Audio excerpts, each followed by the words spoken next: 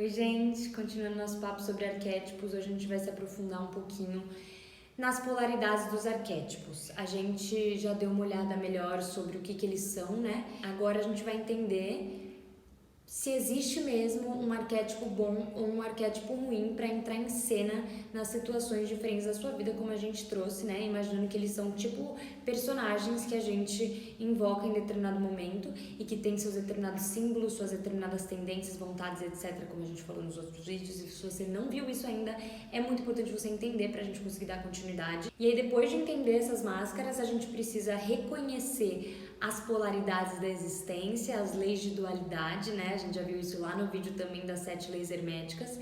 E aí a gente consegue perceber que não existe arquétipo positivo ou negativo. Todos eles vão ter a face luz e a face sombra deles, mas que na verdade estão no mesmo espectro, simplesmente em polaridades diferentes. E aí o grande desafio, o grande lance é a gente entender qual que é a face luz de cada um, qual que é a face sombra de cada um, e aí perceber quem que a gente quer que entre em cena em determinado momento. Frase bem clichê, mas muito real, né? Não somos, estamos.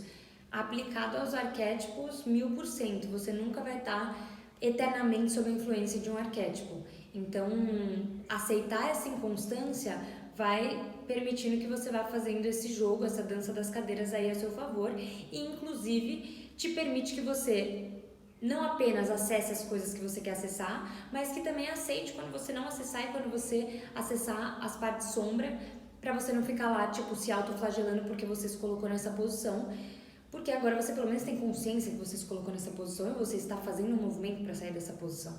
Faz sentido? Porque se a gente ficar negando essa parte obscura, essa parte sombra que vai eventualmente tomar o controle da nossa psique e agir nos causando, né, reações, emoções, impulsos, enfim, coisas que não necessariamente sejam positivas, inclusive muito provavelmente vivemos muitas delas que são autodestrutivas com um intensíssimo teor de autossabotagem. Vai ficando mais fácil se você percebe elas, vai ficando mais fácil se você acolhe elas, vai ficando mais fácil se você entende que existem arquétipos funcionais e disfuncionais e você tem o poder de lidar com isso. Eu vou usar aquele arquétipo do rebelde que eu fiz o Reels pra vocês entenderem um pouquinho do que eu tô falando. Esse arquétipo do rebelde, ele é inclusive um dos principais aí da sociedade, pautado por Jung e muito presente inclusive em filmes, enfim, tudo isso. Esse arquétipo, muitas vezes, ele foi super funcional na minha vida.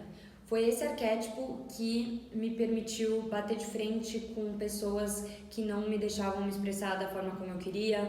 Foi esse arquétipo que me sustentou para conseguir confrontar e me libertar de situações machistas que eu já me encontrei na minha vida. Foi esse arquétipo que me fez não estar nem aí para tabus de o que eu posso usar, o que eu não posso usar sendo mulher e o que eu vou trazer como vulgaridade ou alguma coisa se eu usar determinada roupa. Esse arquétipo nessas situações me ajudou pra caramba, me empoderou pra falar, ó, galera, que se dane o que você tá falando, eu vou fazer só o que eu quero, tô nem aí pras regras de vocês e paz. Então, assim, muito funcional. Ao mesmo tempo, nesse mesmo arquétipo, mas em outro polo dele, eu já vivi muito a sombra dele, gente. Na escola, meu Deus do céu, na minha adolescência, a gente acessa muito esse arquétipo do rebelde na adolescência.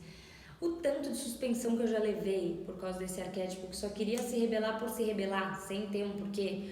Ou com relacionamentos afetivos, inclusive, muito assim, de querer minha liberdade, e do nada o relacionamento tá ótimo, super potencial, lindo, maravilhoso, e eu encano que o cara tá podando minha liberdade, que não vai dar e precisa encerrar tudo agora. Tipo assim, da onde veio esse surto? De alguma questão desregulada em relação ao meu passado que estava interferindo na manifestação desse arquétipo do rebelde na minha psique e estava me levando a invocá-lo em situações erradas com base em gatilhos de medo e afins. Então, a partir do momento que você percebe isso, pô, olha aqui, esse cara que entrou em cena não era muito ele, né? De repente eu poderia ter trazido um arquétipo, por exemplo, do amante, que é o arquétipo que tem mais compaixão, que consegue conversar e se adaptar, ou que seja o arquétipo do sábio, que pelo menos conseguiria verbalizar de uma forma tranquila e não dar o surto que eu dei, por exemplo. Então, essas são perfeitas situações para ilustrar essa polaridade dentro do mesmo arquétipo. Quer dizer que esse arquétipo é negativo? Não. quer dizer que ele tem a luz e ele tem a sombra dele. Como que eu vou usar cada uma? Só a partir da autopercepção, entenderam? Deixa eu pensar em mais um exemplo aqui para vocês entenderem mais ou menos o que eu tô querendo dizer. Bom, vamos supor que eu tô lá em algum outro país, totalmente travada em alguma conexão muito louca. Se tem um medo na minha vida, é problemas burocráticos em fronteiras, gente. My God, eu fico maluca. Já é um pontinho fraco meu. Já é uma situação que eu preciso conseguir encarar, ter coragem e simplesmente passar por essa situação. Não posso, sentar no chão e chorar. Imagina se por ser um medo meu, eu acessei o arquétipo da criança e tô lá na border de algum fucking país chorando no chão porque eu tive problema na imigração. Não seria muito mais coerente eu estar no meu arquétipo da guerreira que fala, peraí, me dá esse negócio aqui que eu vou resolver quando eu chegar na minha casa, eu entro na criança e eu choro, mas neste momento eu vou passar esse obstáculo. Seria, evidentemente. Então, é meio que essa percepção que a gente vai desenvolver. Entenderam? Até o próximo vídeo, gente. Beijo!